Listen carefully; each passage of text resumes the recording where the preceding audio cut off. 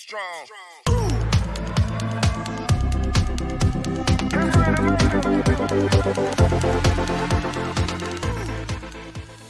Hi everyone, Matt from parmeTECH here. Thanks for joining me today. If you're watching this video, you might be new to interactive displays and are wondering what the right type is for your needs.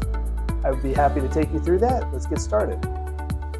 There are three main types of interactive displays based off the operating system that's built into them. The first is AOSP, or Android Open Source Project. There's EDLA, or Enterprise Device Licensing Agreement, or no OS, meaning there is no operating system at all.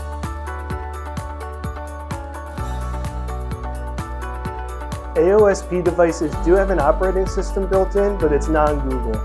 So if you would like to be able to wirelessly cast from your device to the screen or be able to use a built-in whiteboard or some basic built-in apps, AOSP may be the right way for you to. EDLA displays also have an operating system built in, but it is a Google-managed operating system. So here's where you're going to have a Google Play Store. You're going to be able to go out and download any app that you would download for an Android device that you can use on your phone. You can get that directly on the display. You also manage the panel through Google's suite of management platforms. So if you are a Google organization, this may be a great way to go. You're also going to have those built-in whiteboarding and casting apps available.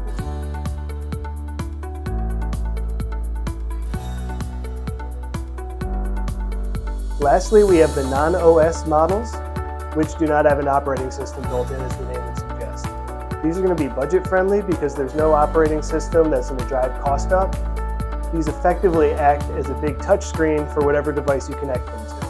So if you're a BYOD environment and just want to connect via hardwire or utilize an OPS slot-in to get your operating system of choice, this will be a good option for you. Now keep in mind, if you want to wirelessly cast, this is not a good option for you because there is, again, no operating system at all, so you cannot cast wirelessly unless you attach an external device that has wireless casting capabilities.